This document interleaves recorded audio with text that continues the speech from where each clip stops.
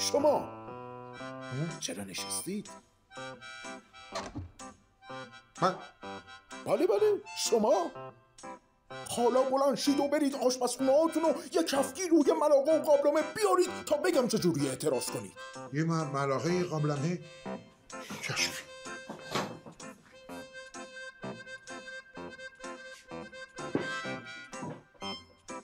تبریک و 200 تبریک به شما که با کوبیدن ملاقه هایتان شما به جنبش ملاقه کوبان برانداز تبدیل شدید.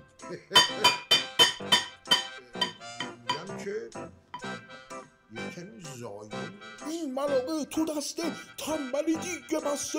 این تنبل همیشه خوبه. این ملاقه تو دسته تنبلی دیگه بسته. حالا با همین شور و هیجان و خشم خودت رو به بله این خیابون‌ها برسون. میگم که خب الان کافه کسی نیست. آخه مخه نداره کار درست همینه.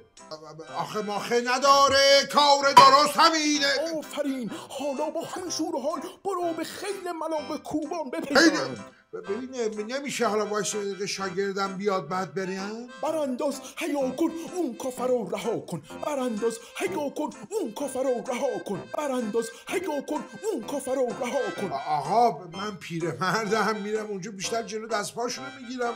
اون وری چشم به راه پیر و جوون نداره. اون وری چشم به راه پیر و جوون نداره. آره